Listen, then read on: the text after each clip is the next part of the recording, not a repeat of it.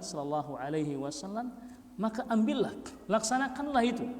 Wa ma nahakum anhu fantahu, dan segala apa yang Nabi larang dan Nabi tidak pernah melaksanakannya, maka tinggalkanlah itu. Dalam diri Nabi itu ada 3 hal yang harus kita perhatikan.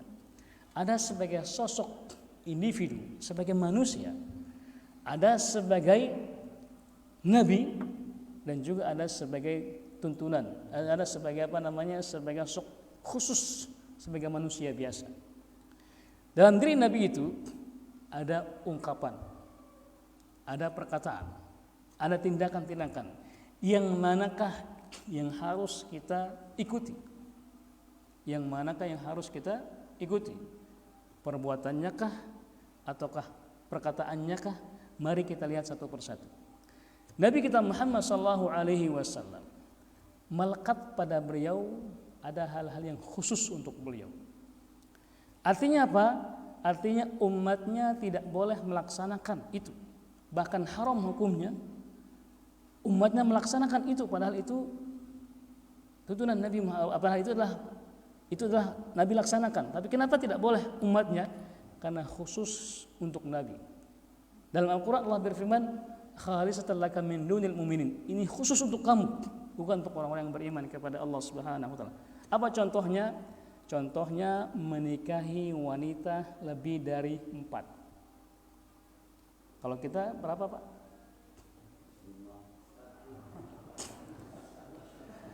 Maksimalnya 4, Pak. Bapak baru 1 ya? Tadi tinggal 3 lagi insya Allah. Umatnya hanya maksimal 4 saja. Kita baru 1 ya insya Allah. Nyusul nanti insya Allah ya. Insya amin. Kita aminkan, kan doa baik ya. Nah, tapi Nabi sangat boleh. Nah, ini khusus untuk Nabi. Kalau seandainya ada orang yang menikahi wanita melebihi dari 4, artinya dipoligami lebih dari 4, tidak boleh. Walaupun dia mengatakan ini sunnah Nabi, ini sunnah Rasul, tidak. Kenapa itu khusus buat Nabi kita Muhammad sallallahu alaihi wasallam? Umatnya tidak boleh.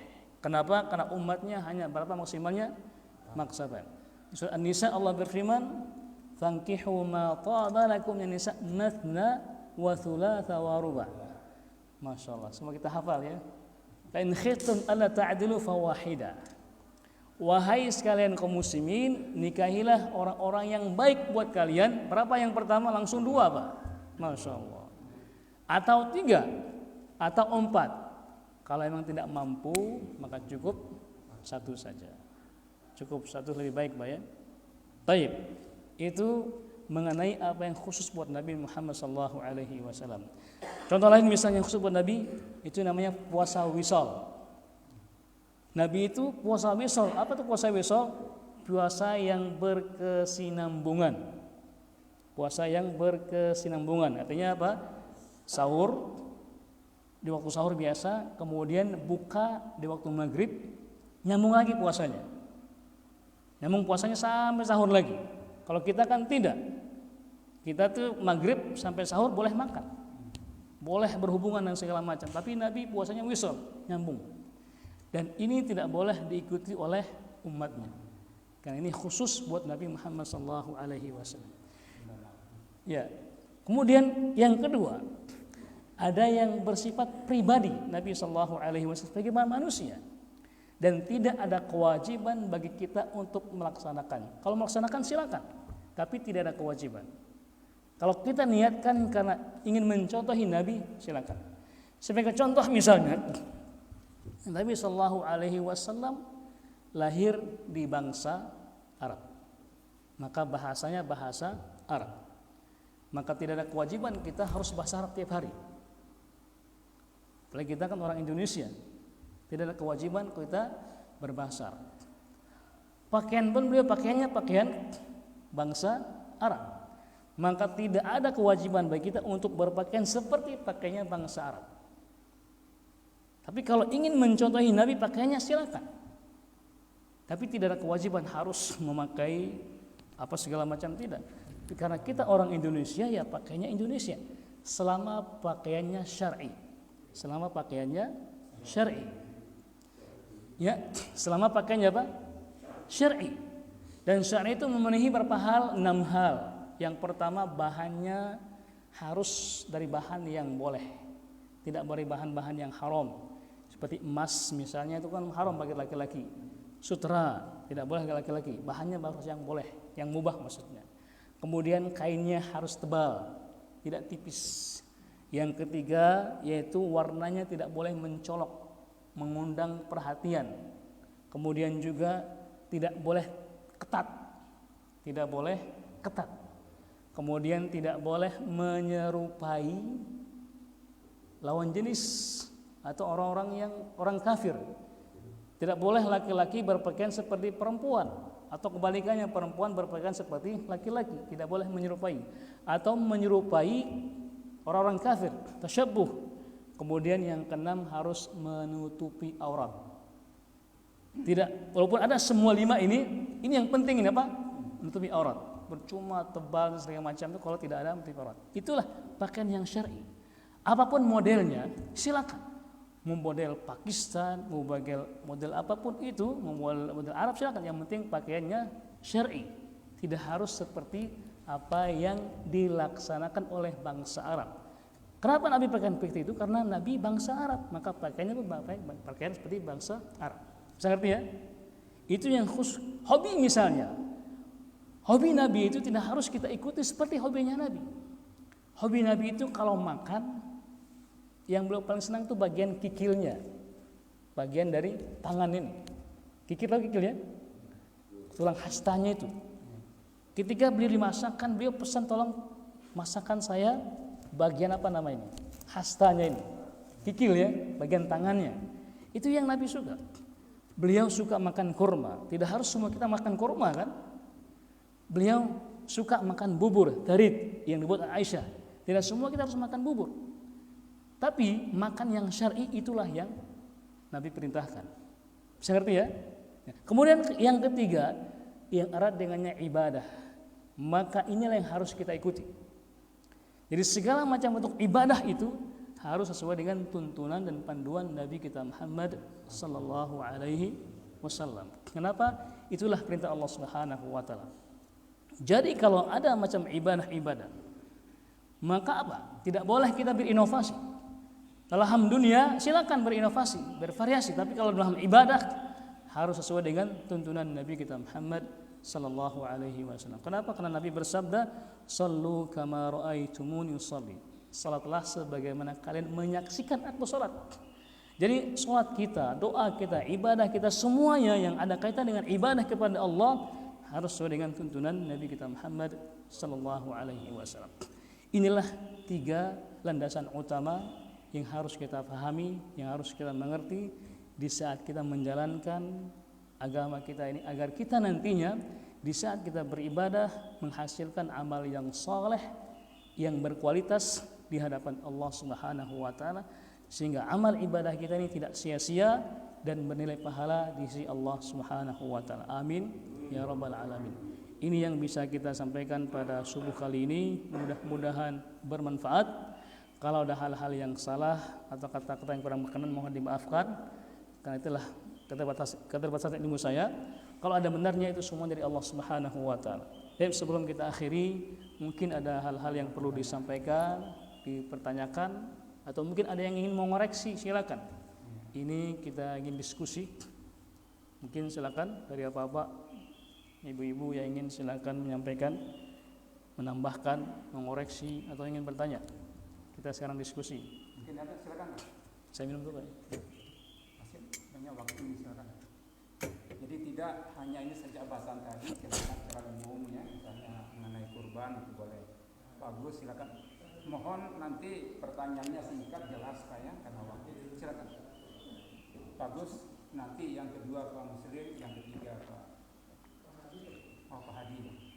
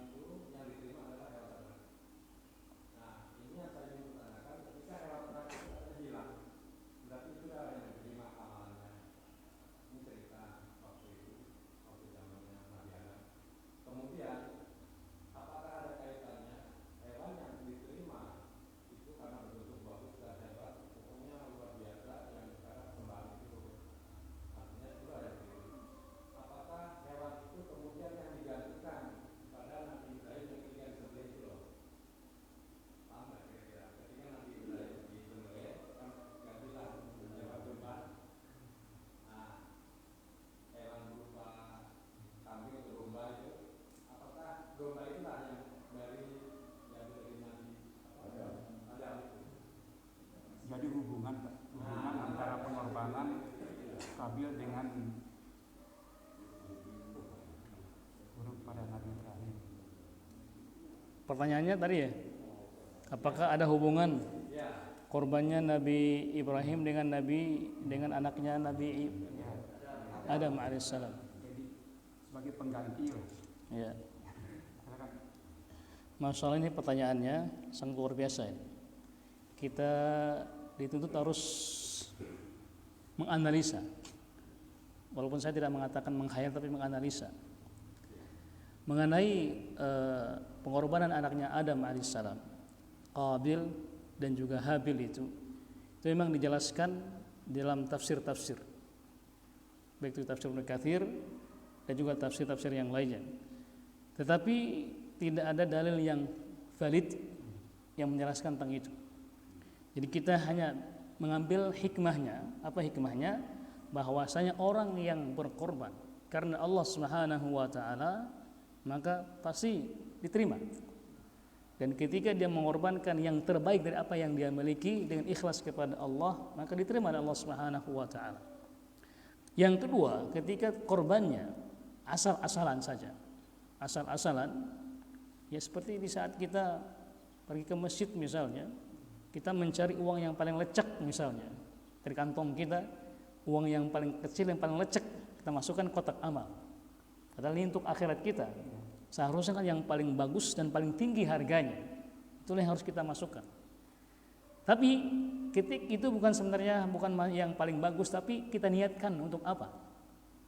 Yang penting kan niatnya. Yang penting kan niatkan dan juga caranya. Nah, ketika seorang mempersembahkan hal yang paling buruk misalnya, kemudian ditambah dengan niat yang buruk juga, maka Allah tidak akan menerimanya. Mengenai hilang dan tidak hilangnya itu kita serahkan kepada Allah Subhanahu wa taala. Kemudian dikaitkan dengan korbannya Nabi Ibrahim alaihissalam. Ketika Allah memerintahkan kepada Nabi Ibrahim alaihissalam untuk menyembelih anaknya. Kemudian seketika itu juga di saat detik-detik Nabi Ibrahim menyembelih anaknya, Allah gantikan dengan dengan fafadainaha bikabshin azim. Kami menggantikannya dengan luar biasa ghibas yang begitu besar dan gemuk. Nah, dari manakah asalnya? Itu tidak ada kewajiban kita untuk mencari dari mana asalnya. Kenapa? Karena hikmahnya di sini adalah apa? Bagaimana seorang hamba itu ketika dia diperintahkan oleh Allah segera melaksanakan perintah Allah Subhanahu wa taala dengan tanpa banyak bertanya. Kalau memang itu perintah Allah Subhanahu wa taala. Kenapa?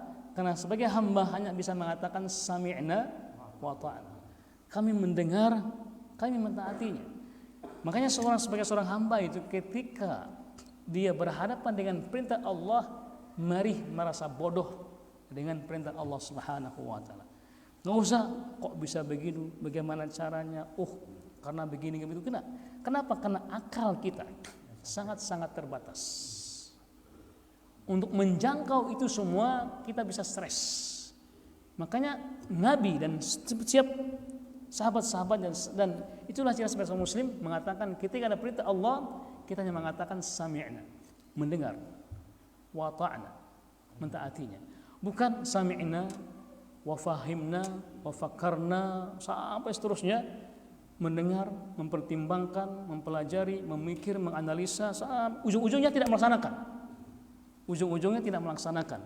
Artinya itulah diantara jeratan-jeratan syaitan agar kita berpikir, menganalisa dan segala macam, ujung-ujungnya tidak melaksanakan. Itulah namanya khutwat, langkah-langkah syaitan. Jadi jangan ikuti itu. Kita sebagai umat Islam yang taat kepada Allah hanya mengatakan sami'na wa ta'na. Entah itu dari mana dan bagaimana, itu bukan ranah kita. Itu ranah Allah Subhanahu wa taala. Kenapa? Wallahu Maha kuasa kepada segala sesuatu. Jadi itulah sikap kita sebagai hamba. Kalaupun tahu misalnya itu berarti kelebihan yang Allah berikan kepada dia, tapi kewajiban kita sebagai hamba Allah Subhanahu wa taala itu saja. Maka dengan demikian kita tidak disibukkan dengan bagaimana, dari mana, kemana dan bagaimana, tidak. Karena itulah sikap kita sebagai seorang muslim. Mungkin itu Pak, wallahu taala alam. Yang berikutnya tadi, silakan Pak.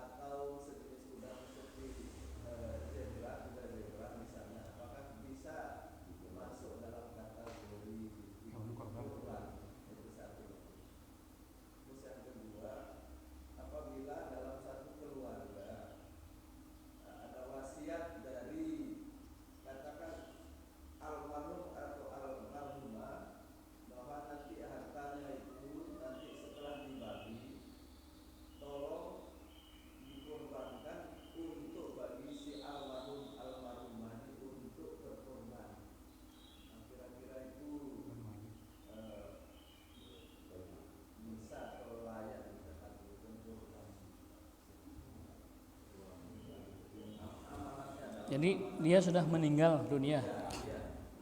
Masih ingat. Kemudian si anak ini ingin berkorban untuk yang sudah meninggal. Ya.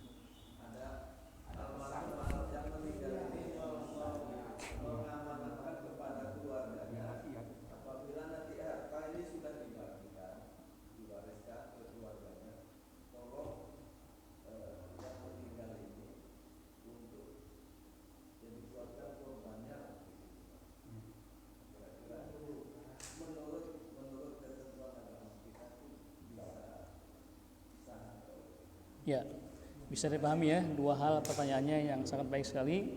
Yang pertama masalah hewan yang dikorbankan yang sejenisnya. Apakah yang sejenisnya itu yang mana kriterianya sama dengan hewan intinya? Kayak seperti kambing dan domba. Kan satu jenis. Walaupun beda fisiknya. Kalau kambing kan bulunya halus-halus. Kalau domba kan keriting. Kalau kita bandingkan dengan kesukaannya orang Arab, mereka suka yang domba. Karena lemaknya lebih banyak. Lemak lebih banyak, lebih baik untuk dibakar domba itu.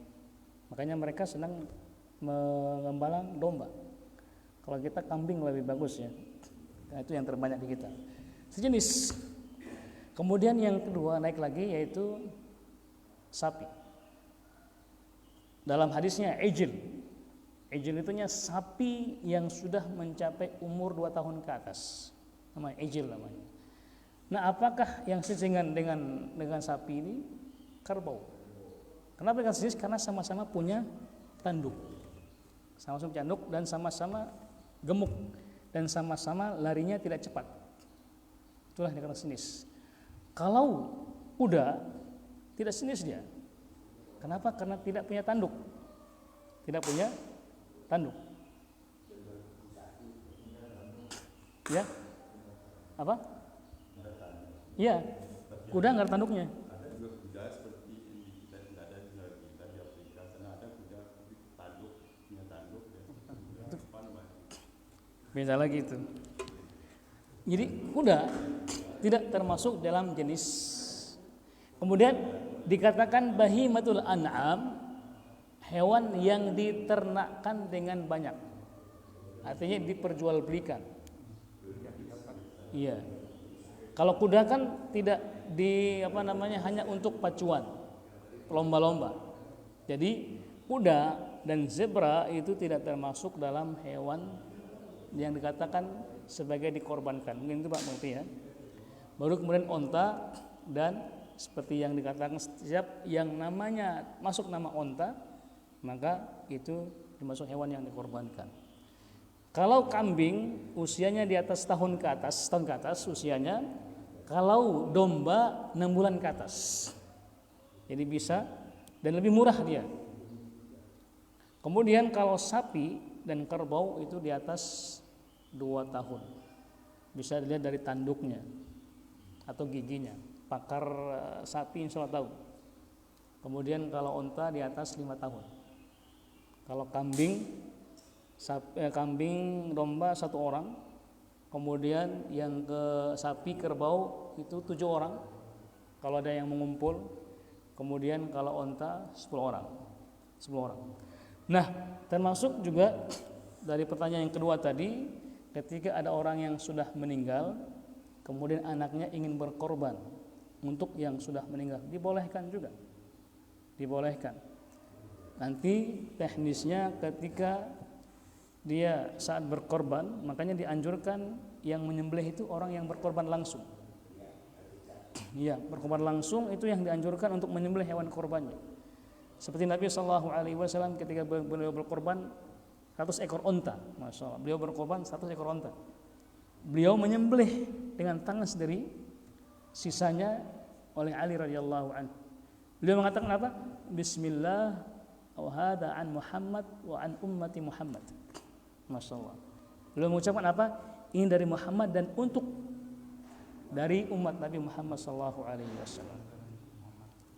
Kan umat Nabi Muhammad kan ada yang sudah meninggal, ada yang belum hidup malah, atau belum lahir. Maka kita boleh. Mungkin ada orang keluarga mau berkorban, ini dari saya dan untuk keluarga saya, silakan.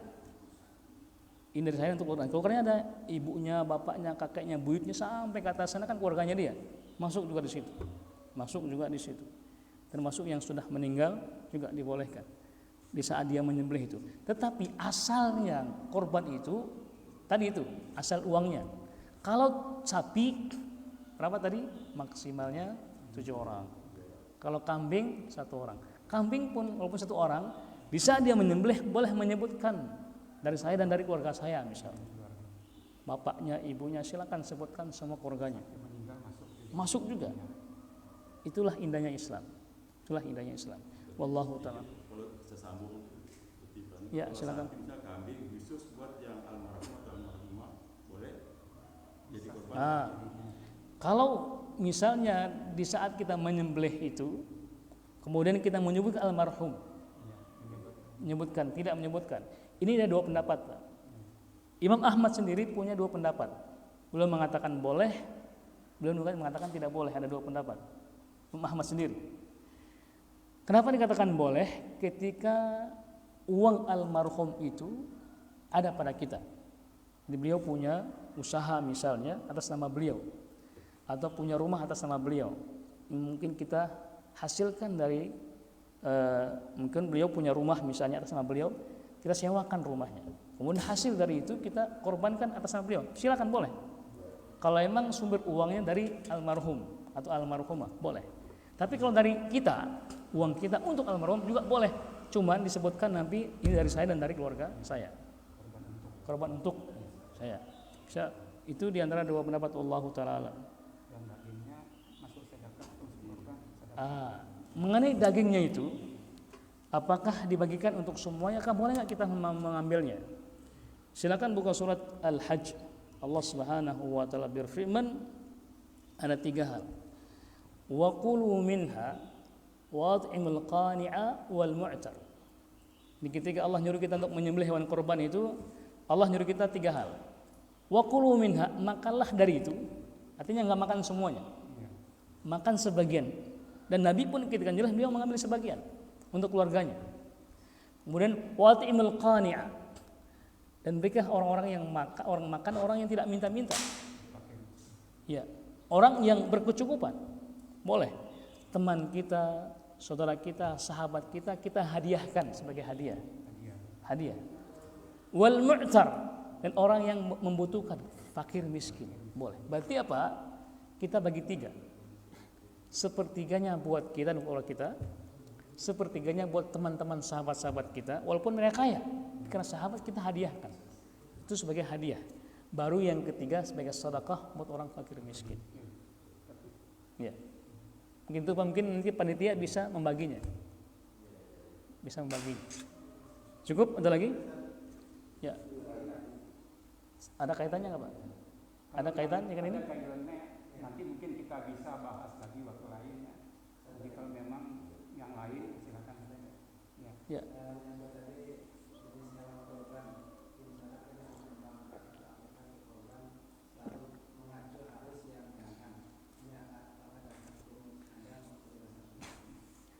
Ya, tidak ada dalil yang mengharuskan jantan.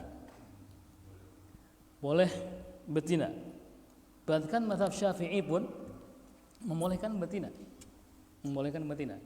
Cuman betina harus juga dipertimbangkan juga. Ada banyak pertimbangannya. Ketika dia betina, umur kalau kambing setahun misalnya atau sapi betina 2 tahun, itu bisa harus dipastikan tidak hamil. Dipastikan tidak hamil. Jadi sebelum disembelih di USG dulu Pak. Dibawa ke rumah sakit, USG dulu, ada enggak kehamilannya. Biar tidak menjadi mubazir. Tapi hukumnya pun, hukum anak itu kalau disembelih induknya maka anaknya boleh dimakan. Kalau misalnya kalau ada yang menyembelih betina misalnya, ternyata ada anaknya boleh dimakan. Walaupun tidak disembelih, karena apa? Induknya sudah disembelih. Kemudian betina itu lemaknya lebih banyak daripada yang jantan. Kemudian yang berikutnya dagingnya agak keras daripada yang jantan. Makanya Islam, para ulama menganjurkan yang afdal itu yang jantan. Yang jantan. dagingnya lebih banyak, kemudian lebih lemaknya berkurang, dan dagingnya lebih empuk dan lebih enak kalau yang jantan. Kemudian juga kalau semua berkorban menggunakan yang betina, maka akan mengurangi, memusnahkan. Ya, Nabi Bid. Kalau yang jantan kan nggak apa, kan sisakan satu yang jantan, silakan sembelih yang lainnya. Inilah yang jadi bapaknya. Kalau 10 betina berarti Masya Allah, itu 10 itu 6 bulan ke depan, tahun ke depan kan bisa melahirkan 6. Berarti kan kita memusnahkan, ikut memunahkan nantinya. Jadi dianjurkan yang jantan biar yang betina bisa melahirkan. Singgung sedikit larangan bagi pasangan yang berkorban. Oh iya. Masalah. Kemudian juga saya tambahkan dari Pak Ketua tadi masalah orang yang ingin berkorban.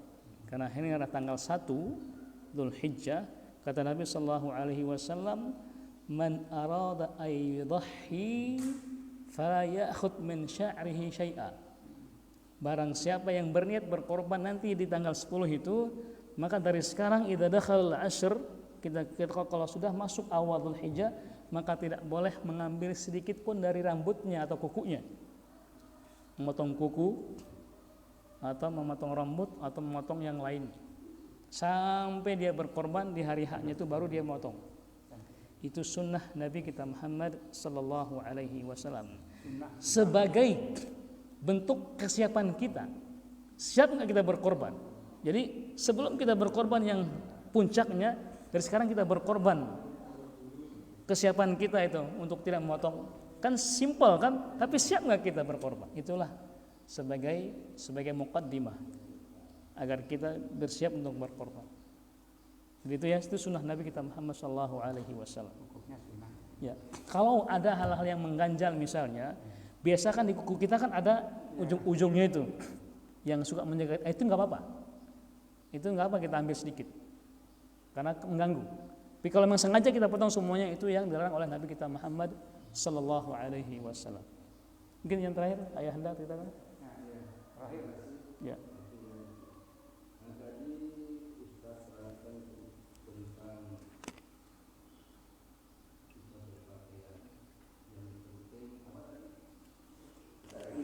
Syar'iyyah.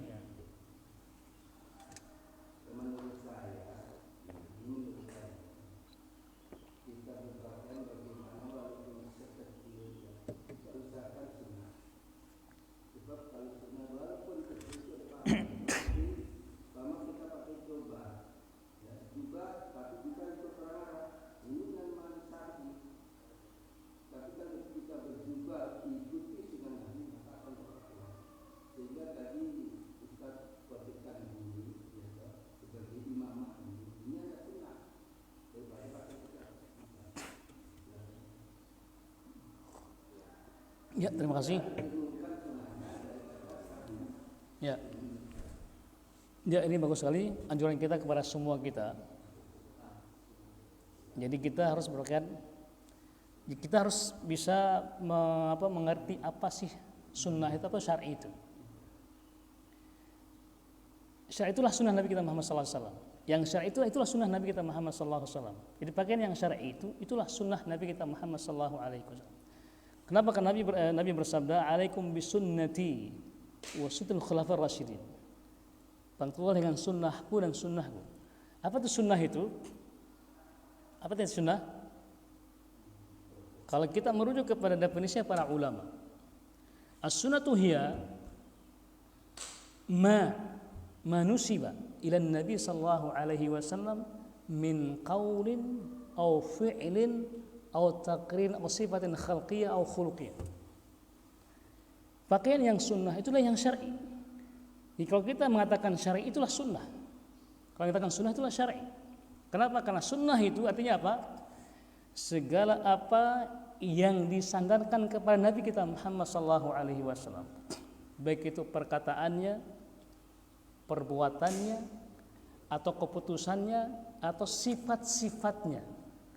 Baik yang bersifat perwakat atau akhlaknya. Bisa ngerti ya? Itulah yang sunnah, itulah yang syar'i. Jadi kita tidak boleh membedakan yang syar'i yang sunnah. Yang sunnah itu yang syar'i, yang sunnah. Ya. Yang syar'i itu apa itu syar'i? Sesuai dengan perintah Allah dan sunnah Nabi kita Muhammad sallallahu alaihi wasallam. Itulah yang syar'i. Perintah Allah lah demikian, sunnah Nabi begini, itulah yang syar'i. Jadi istilah syar'i itulah istilahnya sunnah Nabi kita Muhammad sallallahu alaihi wasallam. Nah, kalau ada orang yang berpakaian seperti pakaian Nabi, niatnya ingin mencontohi Nabi, itulah ibadah kepada Allah Subhanahu, maka dia dapat pahala. Dia akan mendapat pahala. Apa di mana pahalanya? Pahala mengikuti Nabi kita Muhammad sallallahu alaihi wasallam. Orang yang berpakaian syar'i pun berpahala. Kenapa? Dia juga melaksanakan sunnah Nabi Muhammad sallallahu alaihi wasallam. Kenapa? Karena dia ikuti perintah-perintah Nabi sallallahu alaihi wasallam dan juga perintah Allah Subhanahu wa taala, berpakaian yang syar'i. Contoh misalnya, ketika ada orang yang menutupi auratnya, itulah sunnah Nabi kita Muhammad sallallahu alaihi wasallam. Orang yang memakai pakaian tebal, itulah sunnah Nabi kita Muhammad sallallahu alaihi wasallam. Orang yang tidak menyerupai orang musyrik, orang-orang kafir, itu juga sunnah Nabi kita Muhammad sallallahu alaihi wasallam. Kenapa? Nabi juga bersabda, khaliful yahud wan nasara. Marilah kalian berselisih, artinya membedakan diri Anda dengan orang kafir itu. Berbeda, tidak ikut-ikutan atau tasyabbuh. Tidak boleh bertasyabbuh dengan orang-orang kafir. Itu juga sunnah Nabi kita Muhammad sallallahu alaihi wasallam. Jadi jangan kita bedakan yang sunnah dengan yang syar'i. Yang syar'i itulah sunnah Nabi kita Muhammad SAW. Yang sunnah juga syar'i. Seperti tadi ketika ada orang yang pakai, silakan, itu juga sunnah Nabi kita Muhammad. Selama itu syar'i, maka tidak dibolehkan. Masya Allah, ini pertanda kita harus berakhir kayaknya nih. Ya, harus berakhir. Nah, ketika ada orang yang memakai pakaian jubah misalnya, itu juga sunnah Nabi kita Muhammad sallallahu alaihi wasallam. Saya sekarang pakai jubah, alhamdulillah. Istri Nabi namanya Hafsah radhiyallahu anha, di Sunan Abu Dawud, ketika ada orang bertanya, ada sahabat bertanya kepada Hafsah radhiyallahu anha, ayyul libasi afdal? Manakah pakaian Nabi yang paling baik? Hafsah mengatakan, ahabbu thiyab ila Nabi ats-tsawb, katanya. Pakaian al-qamis, pakaian yang Nabi paling cinta adalah qamis, katanya. Jadi gamis ini memanjang, itu pakaian yang Nabi cintai, dan warnanya adalah warna putih, kata Hafsah radhiyallahu anha. Jadi kalau ada orang yang memakai pakaian seperti Nabi, maka kalau niatkannya karena mencontohi Nabi, maka dapat pahala. Jadi yang syar'i pun juga dapat pahala. Kenapa? Dia melaksanakan sunnah-sunnah dan tuntunan Nabi kita Muhammad sallallahu alaihi wasallam. Bukan berarti yang pakai gamis pahalanya, yang enggak pakai gamis enggak dapat pahala. Tidak. Semuanya dapat pahala. Kenapa? Karena sama-sama melaksanakan syar'i. Malah sama-sama melaksanakan tuntunan Nabi kita Muhammad sallallahu alaihi wasallam.